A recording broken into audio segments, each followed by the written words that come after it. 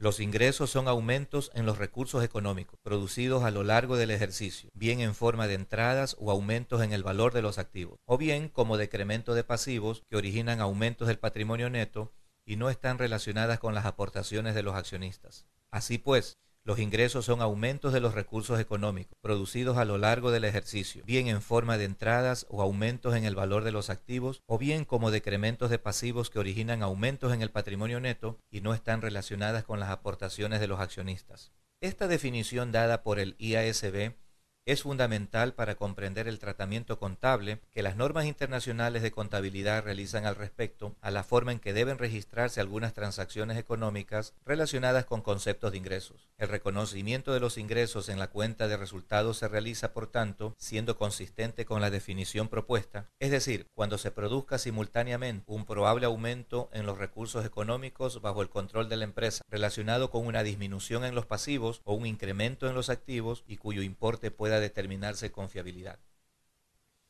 Dentro de la definición de ingresos, en sentido amplio, se incluyen dos elementos, los denominados ingresos y las ganancias, cada uno de los cuales presenta una serie de características concretas. Los ingresos surgen de las actividades habituales de la empresa y nos referimos a ellos utilizando diferentes términos como ventas, tasas cobradas, intereses, dividendos, regalías o renta. Las ganancias, en cambio, son aquellas partidas que, respondiendo a la definición de ingreso, tienen la característica de ser no recurrentes. Así, por ejemplo, en la utilidad obtenida por la venta de un activo fijo sería clasificado como ganancia y no como ingreso.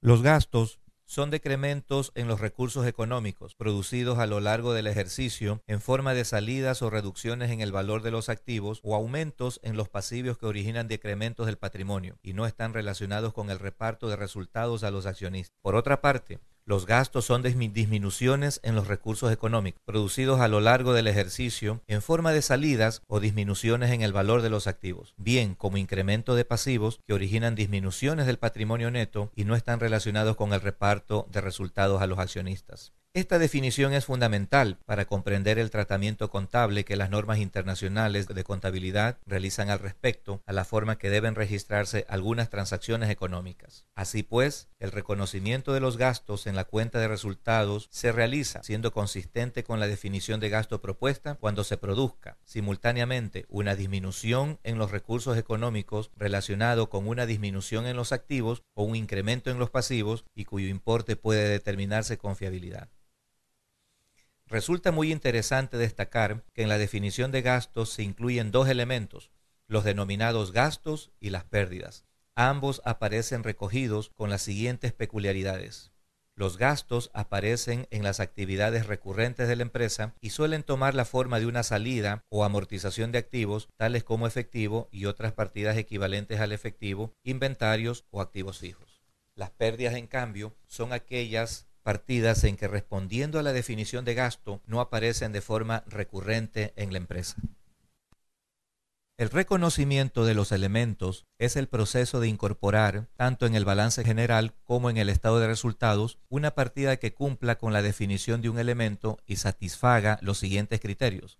Es probable que cualquier beneficio económico futuro asociado con la partida en particular fluya hacia la empresa o desde la empresa. La partida tiene un costo o valor que puede ser medido de manera confiable.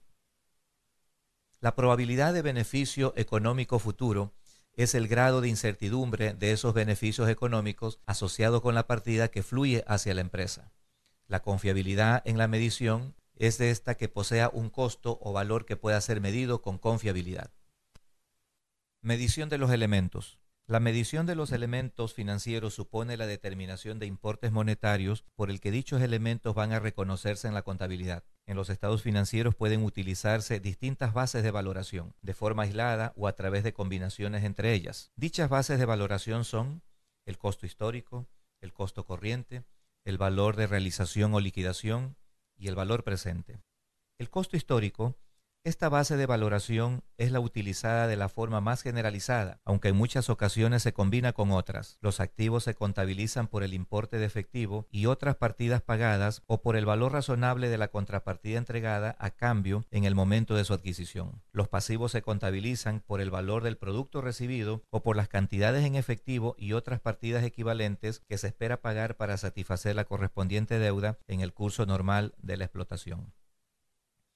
El costo corriente. Los activos se contabilizan según el importe de efectivo y otras partidas equivalentes a él que debería pagarse si se adquiriese en la actualidad el mismo activo u otro equivalente. Los pasivos se contabilizarán por el importe sin descontar de efectivo u otras partidas equivalentes al efectivo que se precisaría para liquidar el pasivo en el momento actual. El valor realizable o de liquidación. Los activos se contabilizan según el importe de efectivo y otras partidas equivalentes de efectivo que podrían obtenerse en el momento actual por la venta no forzada de los mismos. Los pasivos se contabilizan por sus valores de liquidación, es decir, por los importes sin descontar de efectivo u otros equivalentes al efectivo que se espera necesitar para pagar las deudas en el curso normal de operaciones. El valor presente. Los activos se contabilizan según su valor actual o valor presente, descontando las entradas netas de efectivo que se espera que genere la partida en el curso normal de operaciones del negocio. Los pasivos se contabilizan por su valor actual, descontando las salidas netas de efectivo que se espera necesitar para pagar las deudas en el curso normal de la explotación. Queremos destacar que aunque el marco conceptual no expone entre sus métodos de valoración el denominado valor razonable o fair value, este es considerado por algunas de las normas internacionales. En el caso de utilizar el valor razonable, el mismo puede definirse, en el caso de los activos, como la cantidad por la que un activo puede intercambiarse entre partes independientes y en el caso de pasivos, el valor razonable es la cantidad establecida para la deuda entre dos partes independientes. Conceptos de mantenimiento de capital. Por lo que se refiere al mantenimiento del capital, es bastante común utilizar un concepto físico o financiero del capital a la hora de preparar los estados financieros. La elección de un criterio u otro debe estar basada en las necesidades de los usuarios de los estados financieros. Según el concepto financiero, la supervivencia de una empresa parte del mantenimiento del capital financiero, lo que significa conservar el poder adquisitivo del capital inicial. En esta concepción, el capital es sinónimo de activos netos o patrimonio neto. En este caso se considera que la empresa obtiene beneficios si el importe del patrimonio neto al final del ejercicio excede el importe de principio del ejercicio. El cálculo puede hacerse en términos nominales, empleando unidades monetarias sin corrección alguna. El resultado es el incremento del ejercicio del capital monetario nominal y los incrementos en los precios de los activos netos mantenidos durante el ejercicio. En ese caso son considerados beneficios, aunque no pueden reconocerse hasta que sean una consecuencia de una transacción. O también pueden expresarse en términos de poder adquisitivo constante. El resultado es el incremento del ejercicio de la capacidad adquisitiva invertida, solo la parte del incremento de los precios de los activos que excede el incremento en el nivel general de precios. Este concepto de mantenimiento de capital no requiere utilizar ningún criterio de valoración concreto y puede ser valorado en términos monetarios nominales o en unidades de poder adquisitivo constantes. Desde el concepto del mantenimiento del capital financiero, las ganancias se obtienen cuando el importe financiero de los activos netos al final del ejercicio excede al del principio. Según el concepto del capital físico, la empresa debe conservar la capacidad productiva, por lo que el capital lo constituyen los fondos necesarios para mantener esa capacidad productiva. En esta concepción, el capital es la capacidad operativa de la empresa. En este caso, se considera que la empresa ha obtenido beneficios únicamente cuando los ingresos son superiores a los gastos necesarios para mantener la capacidad de la empresa. La capacidad productiva al final excede la inicial. Los cambios que se produzcan en los precios que afectan a los activos y pasivos de la empresa se consideran como cambios en la medida de la capacidad de producción física de la misma y se trata como un ajuste por mantenimiento de capital. Este concepto de mantenimiento de capital requiere adoptar el costo corriente como criterio de valoración. Desde este concepto se obtiene una ganancia si la capacidad productiva en términos físicos de la empresa al final del ejercicio excede de la inicial. Normalmente, las empresas al preparar sus estados financieros adoptan un concepto financiero de capital, es decir, el capital es sinónimo de activos netos o patrimonio neto de la empresa. Desde esta concepción, se considera que a los usuarios les interesa básicamente el mantenimiento del capital nominal invertido o la capacidad adquisitiva de ese capital invertido. El IASB utiliza el concepto de mantenimiento de capital para relacionar el concepto de capital y el concepto de ganancia, ya que sirve para fijar un punto de referencia para valorar el resultado, lo que es un paso previo para distinguir entre lo que es un rendimiento sobre el capital y lo que es recuperación del capital.